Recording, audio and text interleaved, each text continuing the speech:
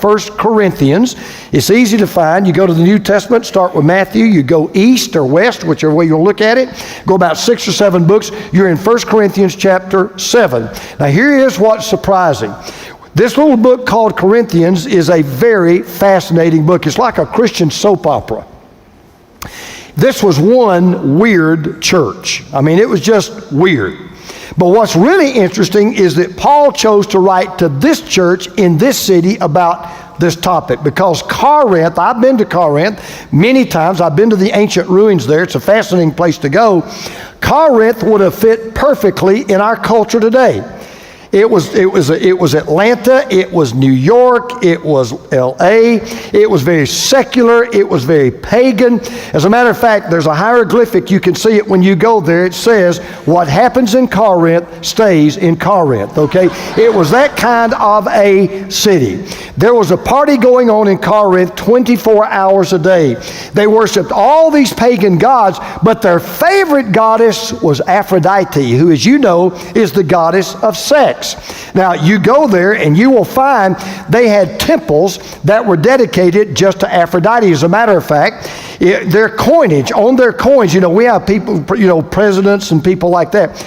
Their coinage, every coin had the picture of Aphrodite, the goddess of sex. They literally worshiped sex. Sex was their number one god. They had 3 temples, big, huge temples, that were dedicated to the worship of Aphrodite.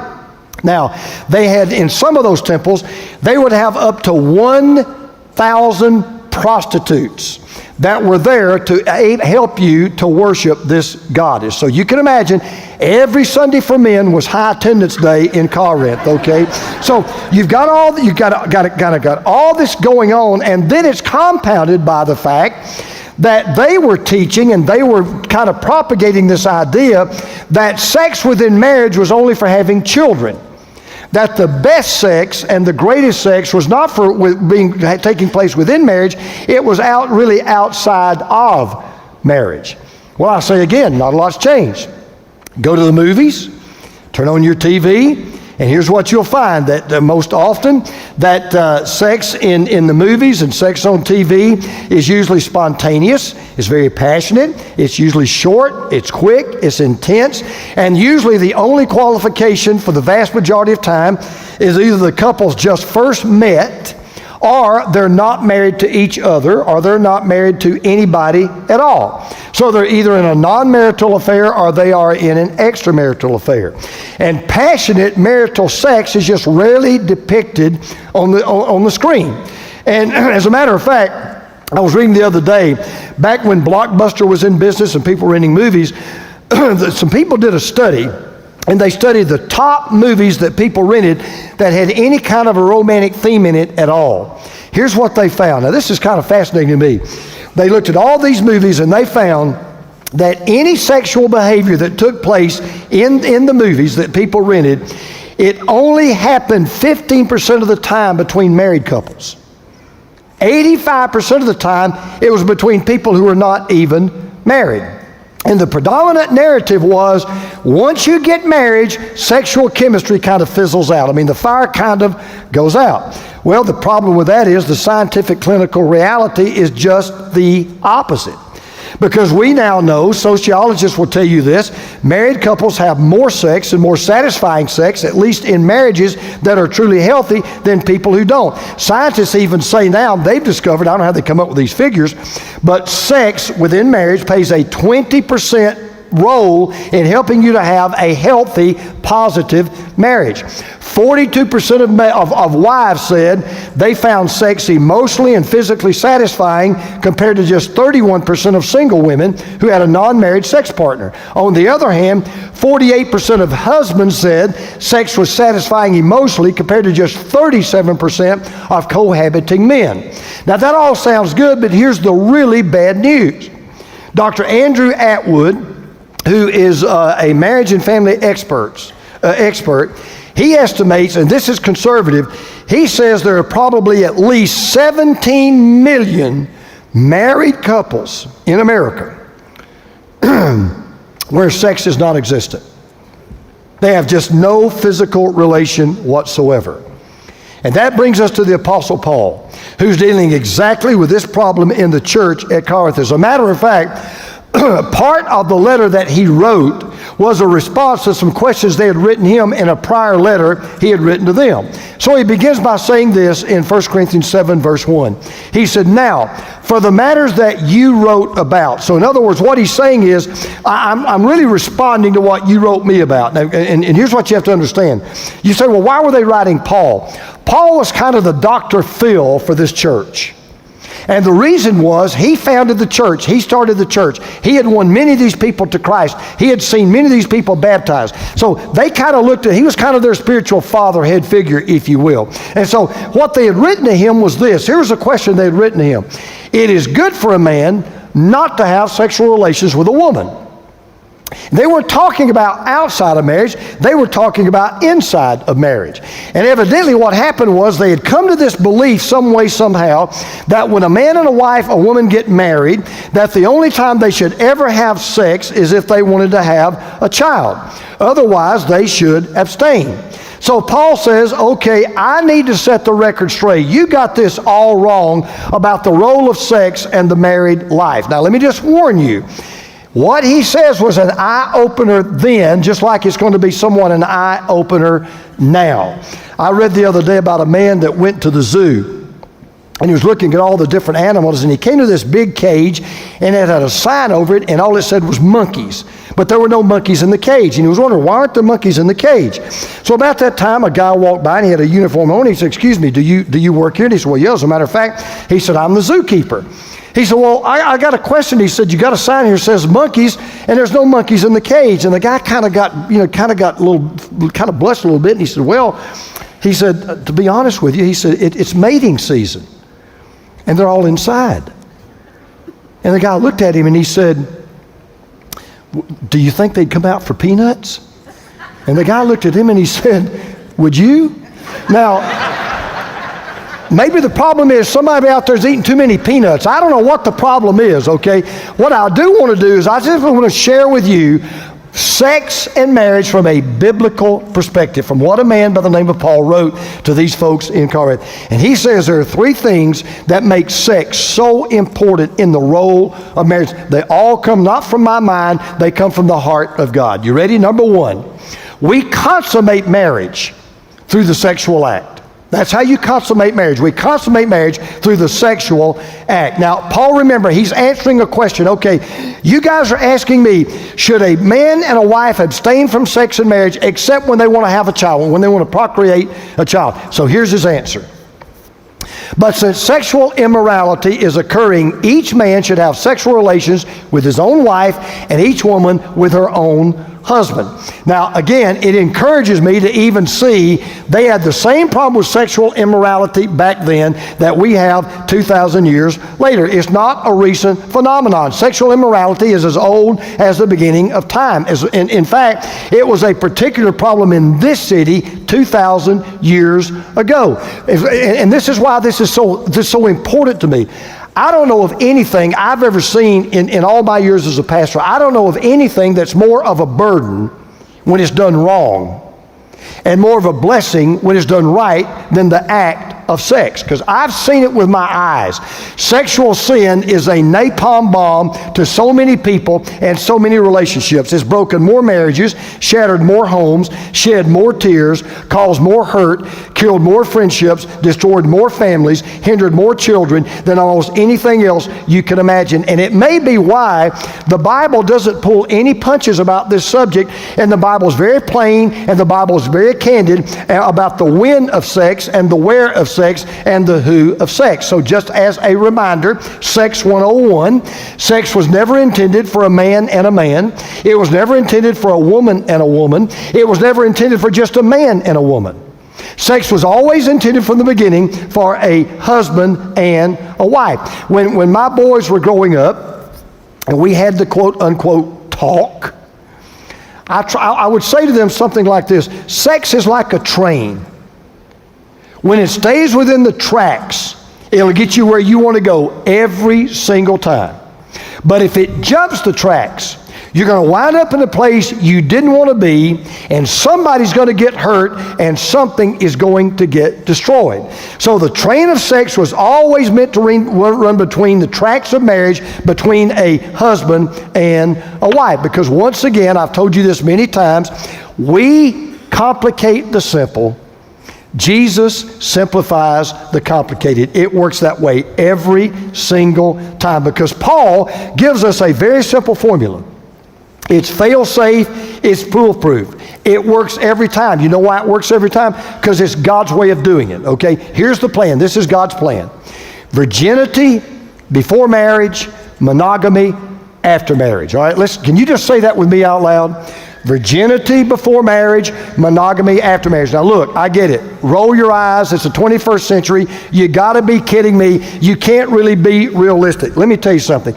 If you don't learn anything else about Hollywood, you better wake up and smell the roses. Hollywood's teaching us all the time, this is the way to do it. Hollywood's way doesn't work. They put on this big facade. You've got so many broken relationships. You've got so many, and I'm not down necessarily on Hollywood. I'm just telling you the truth. God knew what he was doing because he invented it. He created it. He's the guy that knows more about it than anybody else. He says, this is the way it works. Virginity before marriage and monogamy after marriage. In other words, no sex before marriage, all sex within marriage, no sex without marriage. However, Paul is addressing an even deeper problem. He says, good grief, you guys are married, husband married to wives, wives married to husbands, and you don't understand. Part of the purpose of marriage is to enjoy the pleasures of sex. Because somehow, and you may remember what we call the Victorian era, somehow we came up with this idea that, sex was dirty, sex was unclean, sex is something that, you should only do at certain times and certain places for a certain purpose, and there's no way you should ever enjoy just the pleasure of something God has given. As a matter of fact, a leading marital therapist and a Christian psychologist, he's an expert, I'm not, I want you to listen to what he said. He said, sexual pleasure is one of the most intense human experiences. Physically speaking, when a man or woman reaches sexual excitement, nerve endings release a chemical into the brain called, I thought this was fascinating, opioid. I thought that was kind of interesting, okay? Opioid means opium-like and is a good description of the power of this chemical. Apart from a heroin-induced experience, nothing is more physically pleasurable than sex. This is a wonderful thing in a committed marriage relationship because it helps to bond two people together and bring joy to living together and building a relationship. And that's the very purpose of a honeymoon. And I can tell you, and those of you who have been married, been on a honeymoon, you know this. He's exactly right. I've never told this before, and Teresa's going to blush, but I'll tell it anyway. We were on our honeymoon, and I was carrying her across the threshold. And we had saved ourselves, and so I carried across the threshold, and I put her down, and I looked up, and I said, Lord Jesus, I do believe you're coming again. But please, not tonight, okay? So, and let me tell you something I bet you've never thought about before. I bet you've never thought about this. I cannot explain it. I can't put it into words, but you know what I'm about to tell you is absolutely true. We'd only known each other for 6 months. We got married. We consummated our marriage that night in our first night together. We woke up the next morning, and it was so real to me. We were one. We were one. I can't put it into words, but she wasn't just someone I dated. She wasn't just someone that I knew. She wasn't just someone that I, quote unquote, had sex with. We were one. There was a new bond there that only God could create, doing it the way he meant to do it. So first of all, we consummate marriage through the sexual act. Then Paul says something else. He says we celebrate marriage with sexual passion. We celebrate marriage with sexual passion. Now, I'm going to tell you something you already know, right? The husband has his needs, and the wife has her needs, and those needs are to be continuously met. So here's what Paul's about to tell us. The fire that is lit on the honeymoon night is never to go out. I don't know where we get that idea. He said it's never to go out. It's never, just because the honeymoon is over doesn't mean that you put a damper on the fire. That's why Paul goes on to say this. He says the husband should fulfill his marital duty to his wife, and likewise the wife to her husband. Now, let me just say something now. All you husbands, listen up. Oh, well, by the way, no elbows. I'll kick you out of here if you start elbowing. No elbows. In the first two verses, Paul has dealt with the premarital life. Now he's dealing with the postmarital life. And here's what he's saying. He said, okay, once you get married, the love that you express through sexual intimacy is something you should give to each other and you owe each other. Now, husbands, listen up. Now, listen carefully. It is not coincidental that he starts here with the husband first. He could have started with the wife first. He had a reason for doing it, I think. He was a great psychologist. He said, husband, you have a marital duty that you owe to your wife. Now, I don't think it's, again, coincidental that he started with the husbands. What he's saying is, hey, guys, we go first. We are to give to our wives the same physical affection and the same attention after marriage that we gave to our wives before marriage. You need to continuously tell her and show her and affirm to her that you love her like you don't love anybody else. And you need to do it in ways that they can hear it and they can see it and they can experience it. Because I realize, yeah, it takes two to keep a fire going. I get that, guys. Hear me. But it only takes one to get it started. It's been a great sermon so far, and Dr. Merritt's final points are coming up. Before we return to the message, I'd like to share with you a little bit about who we are. Touching Lives exists to touch the lives of the lost and enrich the faith of the found. And we accomplish these goals by the grace of God and through the generosity of people just like you. I'd like to invite you to partner with us financially because together we can continue reaching people all over the world for Jesus. Donating is safe and easy. Go to our website at touchinglives.org and look for the donate button near the top of the homepage. If you enroll as a recurring monthly donor with a monthly gift of $50 or more, we have a very special gift for you, an official Touching Lives partner coin that we hope will remind you to pray for the lost each time you see it. No matter if you're able to give or not, please pray for us as we minister to people all over the world. Your prayers are worth more money than you could ever send. And now let's get back to Dr. Merritt's sermon. And I believe what Paul is saying is God has given to the husband the primary responsibility of keeping the romantic fire burning. Courtship does not end when the marriage begins. Matter of fact, let me just tell you this. When the marriage begins, that's when real courtship begins. When marriage begins, that's when real courtship begins. No married couple should ever quit dating. I mean, go back. All you guys in here that you know, you dated your wife, right? So go back to the time when you were dating. You'd go out and you know, you'd take her to a nice movie, maybe take her to dinner or whatever. How many times would you walk her to the door and you'd have to stop at the door and just give her a goodnight kiss when you really wanted to go in and have some fun? Well, now you get to do both. That's the joy of being married. But now watch this, ladies, because again, he's a great psychologist. So he starts off, he says, okay, husbands first. But then in verse 4, he reverses it. Now he talks to the wife first.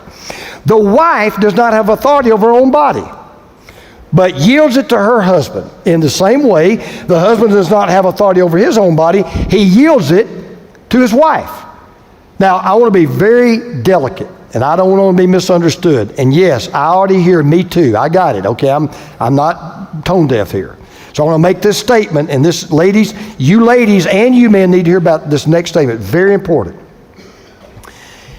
Even in marriage, it is never right for a man to force himself on his wife. Even in marriage. When a wife says no and means no, the answer is no. Now you guys, everybody hear that? Raise your hand if you heard that. I don't want any emails, phone calls, letters. Don't call the cops on me, okay? I don't want to be on 60 Minutes tomorrow, okay? When a woman says no, even in marriage, no is no. And there are times when a woman has a legitimate reason for saying no. I get it, okay? The flip side, ladies, is this. Paul is saying, wives, however, you do have a biblical and marital responsibility to meet your husband's needs when you are able to do so. So he says, husbands, you've got the biblical responsibility to meet the sexual needs of your wife. And wife, you've got the biblical responsibility to meet the physical needs of your husband. So when either partner requests intimacy, unless again there's a strong physical or emotional or spiritual reason why that intimacy should be withheld, he said sexual love and affection should be given. This is why Paul goes on to say this in verse 5. Do not deprive each other except perhaps by mutual consent and for a time, so that you may devote yourselves to prayer. Then come together again, so that Satan will not tempt you because of your lack of self-control. Paul says, look, I get it. There will be times, for whatever the reason, that a husband and wife may say, we're going to abstain for a while. We're not going to make love for a while. We're not going to do this for a while. It could be you want to give attention to spiritual matters. Look, it could be because you're under a lot of stress at work. It could be a lot of things going on with the kids. I mean, I get all that. He says that's okay. But what Paul goes on to say, but don't claim a headache every night. Ladies, that's not right. Men, that's not right. I got to tell you this. I heard about a husband. He's been on a long business. Been gone about 3 weeks. Comes home. He's in a super romantic mood. But he wants to do everything he can to kind of set the table and so he could have some downtime and with his wife and some together time. And he realizes it's his job to kind of, light the fire. And so he comes in. He cooks a beautiful meal for his wife. He washes the dishes. He turns the bed down. He gets the kids in bed and he takes a shower. He gets out of the shower and he walks out, and his wife, she's already in the bed. So he comes out of the bathroom and he's got a glass of water and 2 aspirin. And he brings it over to his wife. And she says, what is that? He said, well, it's a glass of water and 2 aspirin. She said, I don't have a headache. He said, gotcha. Now, we ought to celebrate marriage through sexual passion, all right? Here's the last thing. We consecrate marriage in sexual expression. Now this really is good. Just hang with me. We consecrate marriage in sexual expression. Now I want you to notice how Paul concludes his advice. Okay, it's really, really good stuff. Now to the unmarried and the widows. You're single, you've never been married, or you've been married and your spouse died. I say, it is good for them to stay unmarried as I do. Okay? And it is. Teresa says to me sometimes, I'll say to her, honey, I've told her, I said, anything ever happens to me, you feel free to remarry. It won't bother me, I won't care, it'll be great. You know what she always says to me? Nah, one's enough. Okay, so he said, look, it's maybe good that you don't get married, that's okay. But if they cannot control themselves, they should marry, for it's better to marry than to burn with passion. So Paul says, look, there is a place for this sexual passion we're all born with. There's a place to let it burn hot. There's a place to let it burn bright. And that is in the marital relationship. But here's what he's telling us. Sex is not just for procreation, to have kids. Sex is not even just for recreation, just to have the pleasure of having sex. Sex is for communication. It is one of the ways that we are able to tell our spouses just how much we really love them and love them exclusively. If you go back to the Old Testament, you ought to read the Old Testament. The Old Testament is a great part. Sometimes Old Testament gets a bad rap, but the Old Testament is great. There's some fantastic stories in the Old Testament. And one of the things you'll learn is when the Bible begins to talk about, the Old Testament begins to talk about men and women having sexual relations, it uses a phrase. It will say this, so-and-so knew his wife. Kind of a interesting way to put it, right? So-and-so knew his wife. Now, they didn't mean by that they shake hands and say, how you doing? My name's James, right? He's talking about having, when you come together in that sexual relationship. That's what he's talking about. But he uses that phrase, you come to know your husband or you come to know your wife. And what they meant by that was when a husband and wife come together in that physical union, they experience the most intimate form of communication that 2 human beings can have. And they're not just communicating physical, sexual passion. They're communicating personal, spiritual love. And what Hollywood says is, no, you can divorce the physical from the emotional. I want to have sex, but let's don't get involved. See how that works out for you. No, you can divorce the sexual from the spiritual. You don't need God to have sex. True, you don't need God to have sex. But sex will never mean what it should mean. And it will never do what it should do if you don't put God in the picture. And that's what Paul is trying to tell us. So Paul's saying, look, it's better to marry than to burn. Okay, I want to make that plain. Don't just, be on, but he says, look, I am not saying, this is what some people misunderstand Paul. I'm not saying, well, boy, if you just can't control yourself, go find somebody and marry her. That's not what he's saying. Or if you just can't control yourself, go find somebody and marry him. He's not being negative, he's being positive. What he means when he says when burning with passion, he's not just talking about the fire that's in your hormones. He's talking about the fire that's in your heart. What he's saying is,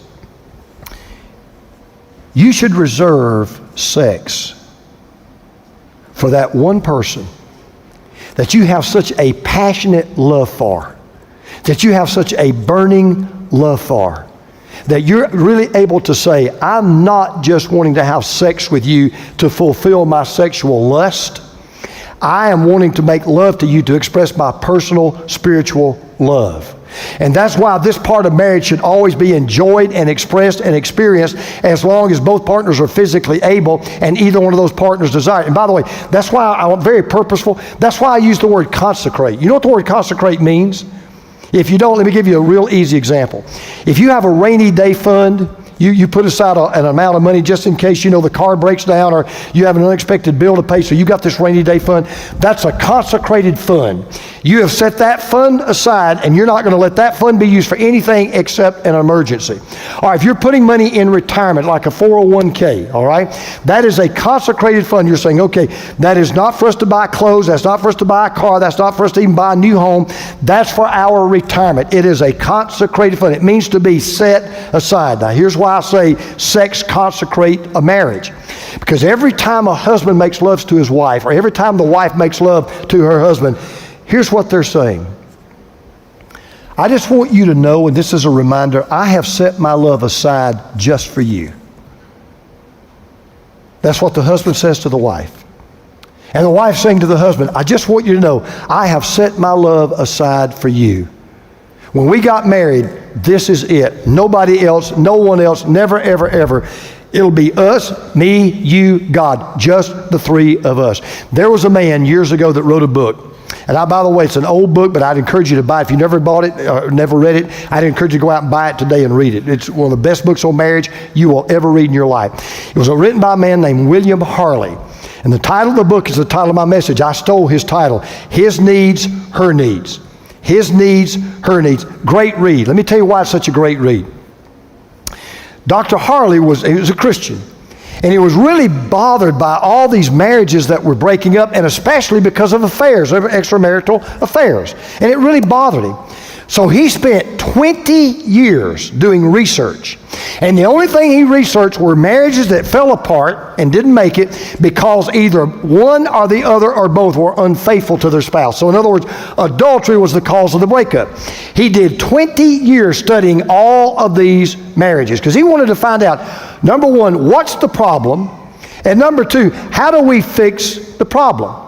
So after 20 years of counseling married couples and doing his study, he gathered together what he discovered were the 5 major needs of a woman or a wife and the 5 major needs of a husband. His needs, her needs, okay? I'm not going to give you all 5. You need to go read the book. But I want to give you the number one need, he said, and I'm not trying to stereotype anybody, but basically, the guy's the expert. He said, this is the number one need of the wife. This is the number one need of the husband, all right? The wife's number one need is affection. Now, all you husbands, listen up. When I say that, you say, sure, sex. No, that's not what that means. Okay, that's not what that means. The number one need of a wife is not sex. The number one need of a wife is affection. There's a difference between affection and sex. And what Dr. Harley said was this, kind of what I've already said. Husbands, after you say I do, you still need to continue to show your wife the affection and the attention that you gave her to begin with. What you said to her, what you showed her,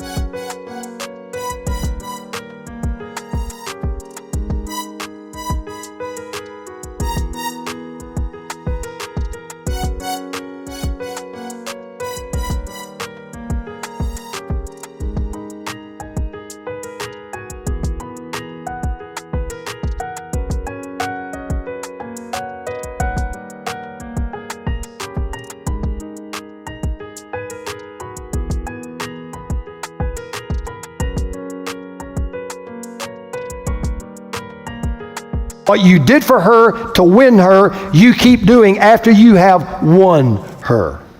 So what I mean by affection is it may be a hug, it may be a kiss, it may be looking into her eyes and just still telling her, you're the only one for me. It may be bringing her coffee in the morning. It may be doing dishes. It may be taking the garbage out. It may be just spending quality time. Whatever her love language is, that's affection. He says that's the number one need of women. Ladies, the number one need of men is sexual fulfillment. That is the number one need of men, sexual fulfillment. And so what he's saying is, husbands, after you get married, you keep showing her the attention and affection that you showed her before you got married. And wives, after you say I do, you be the one person that your husband knows he can go to have his sexual needs met. Now, close your books, put your pens down, turn off your iPhones, look up here, give me just one more paragraph and we're going to be done, okay? You've been so good, I'm going to let you out early. Feel like a principal, okay? I want to tell you why I'm so passionate about this series and why this is such a big deal to me. I've been so blessed, just unbelievably blessed. If I could go back 42 years and you said to me, you can marry anybody you want to marry, I'd marry her. Every time, I'd marry her.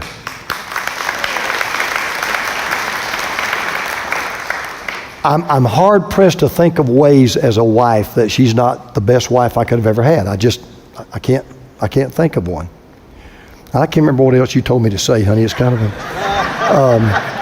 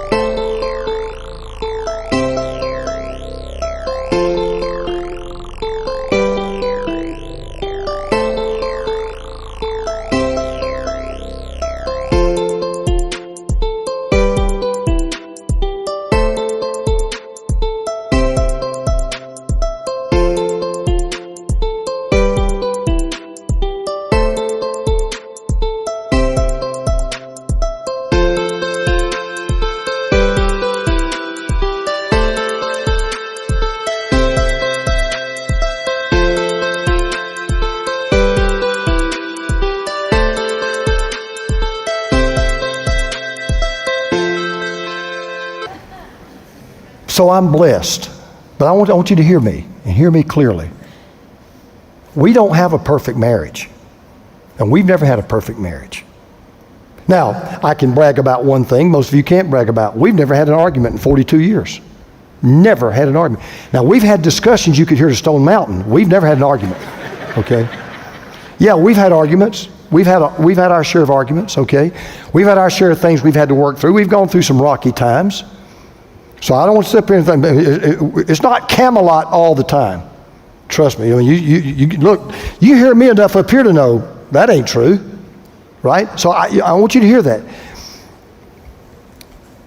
But I tell you what I have learned, and I've learned it almost every day.